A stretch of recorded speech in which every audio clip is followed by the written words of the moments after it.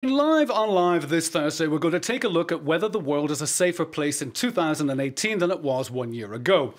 Well, yesterday, the London-based Institute for Economics and Peace published its 12th edition of the Global Peace Index, an annual report that measures how well or how poorly the world is doing in resolving conflict across the planet. Now, today, I'm joined in the studio by Serge Stroobants. Is that how it's pronounced? Yeah, it's very good. Oh, very good. I'm trying here. You've been working with the IEP, with the Institute for Economics and Peace for the last 5 years, and you're due to take up the position as the Institute's Director of Operations for a very wide range of things. That'll be Europe, the Middle East, and North Africa later this summer.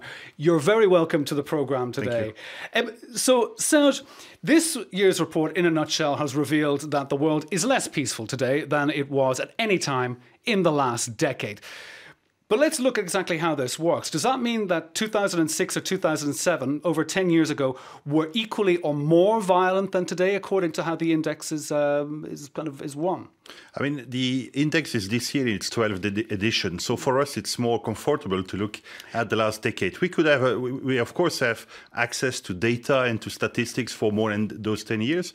But you will see that the trend that has been the trend of the last 10 years could be extended outside of this decade. Yes, of course. So you're looking at one over the past 12 years just because this is the 12th edition, but you could go beyond that. But in your opinion, is 2018 a more violent time than it was in 2006, 2007? If we kind of have a little recap, in 2006 there was still huge US involvement in Iraq and Afghanistan. There was the Israeli war against Hezbollah in Lebanon.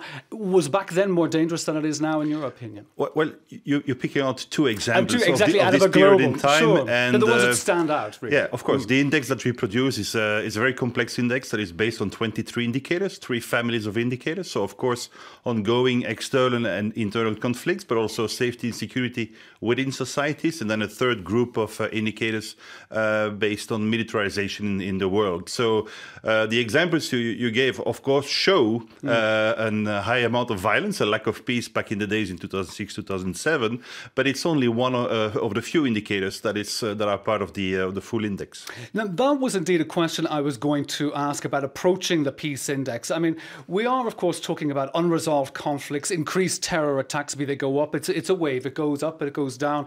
But there's also internal instability that you brushed on there, such as protests. Now, we've had protests here in France. There have been protests all across the globe. There are protests in Jordan at the moment against tax hikes and austerity measures. Let's look, how does one look at how we see the global conflicts? I did mention, say, Israel, Hezbollah, but how about internal kind of civil strife, where there's not necessarily guns being fired, there's not necessarily people being killed, but there are civil unrest. How does that play in with the peace index? Well, in this second basket of indicators, we of course look at safety and security within countries. Examples of the indicators in there: the rate of incarceration, rate of availability of guns, but also violent demonstrations and many others indicators in safety and security within a state. When we establish the Global Peace Index every year, we are in fact looking at what we call negative peace, which means the presence of violence. Next to this, we also have developed another concept that is called the concept of positive peace, that is looking at attitudes, structures, and institutions which will foster stability, resilience within a society, and then peace eventually. So we're not only looking at what is going wrong in the world, but we are also trying to, I won't say provide solutions, but at least a concept within it is possible to become a more resilient society and a more peaceful society. Now, military expenditure, this is some interesting piece that came out in the report. The military expenditure as a portion of GDP has been falling in countries rather than increasing, except, of course, the United States of America, where they're the #1 investor in their military to the tune of, I looked it up there, 597 billion US Earth dollars. Now, the Trump administration, this is a point I want to put to you, has lambasted European countries and member states of NATO for them failing to meet their quota of investment into military capacity and their common security goals. Does he have a point? I mean, this is another discussion. This is a NATO discussion in which. But still, if GDP, if the amount of money, like even with Angela Merkel now and Emmanuel Macron, who seem to be on the same page with the European kind of military cooperation, it's still all involved. Are European countries ponying up the amount of money that they should for their own, be it for NATO or for their own military protection and security? I think within NATO, the European partners are not sure anymore of their ally, the United States. Are they still reliable? So there are two things there. One, they realize they should, or Europe realized they should start to take care of its own security because the US umbrella is not ensured anymore. And then, of course, the US are also pushing for the other partners to also reach 2% of their GDP in defense expenditures. This is one part. But now when you look at Europe, I am, of course, the amount of expenses will rise, but I think that the motor of this change within Europe is to invest better to have a higher return on the investment. So I think on the long run, maybe there will be more money invested, but to have a higher return on investment. So I think on the long run, maybe the Europeans will decide, as they will start to cooperate together, they will have to invest less to have the same results that they have today. So this is my positive view on what could happen in Europe in the defense sector. It kind of reminds me of various buzzwords that we also hear in the media when forces have to join together, mutualizing your resources and synergizing and using all of these things. So it's getting the most bang for your buck with getting a minimum investment to get the maximum amount of return from it. But also let's look now away from Europe and away from things that may be happening within the boundaries of Europe. But you also in this Global Peace Index, you look into the number of, let's say, the conflicts that are happening worldwide, the number of battle deaths that have been trending, they've been going upwards on the scale over the last decade. Now, let's look at a conflict such as Yemen, which is very much the world's forgotten war, if you can. How the statistic here is that they've increased by 264% over the last decade of battle deaths. How, for example, in a conflict such as Yemen, can you quantify the amount of people who have actually, say, died on the ground there? Well, just while adding to the index. Yeah, to create the index, of course, we rely on data sets and sets of statistics. So we are not doing this on our own. We are doing this with a lot of partners. For example, in the case of terrorism, for the terrorism indicator, we work together with the Global Terrorist Database that is maintained at the University of Maryland in the United States, the START program over there.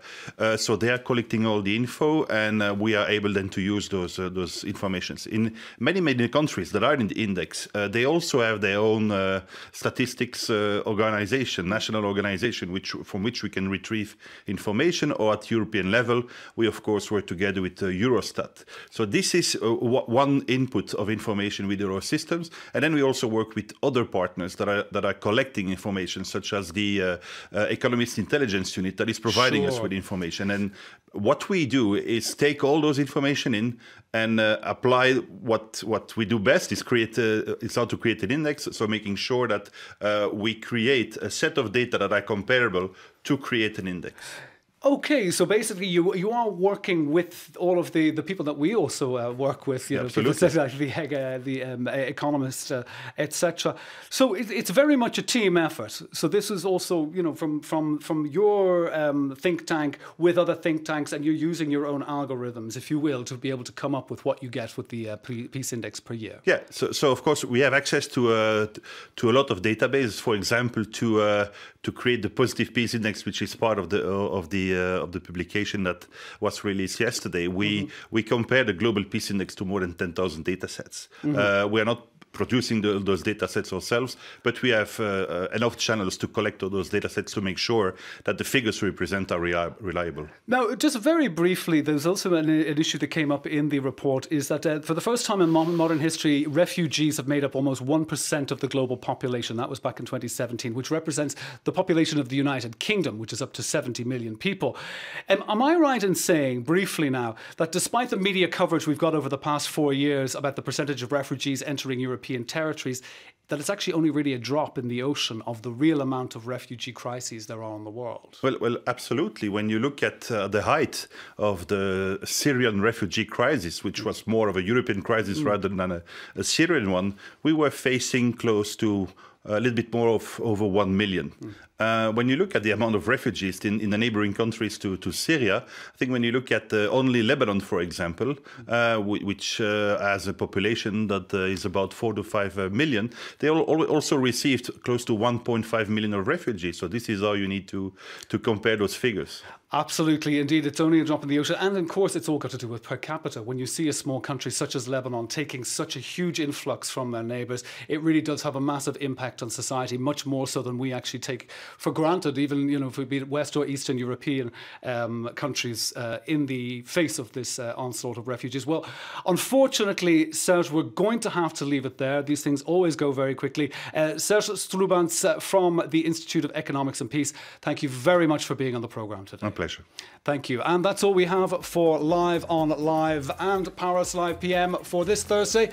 But don't go away. We'll be back tomorrow, same time, same place here on RFI. Bye-bye.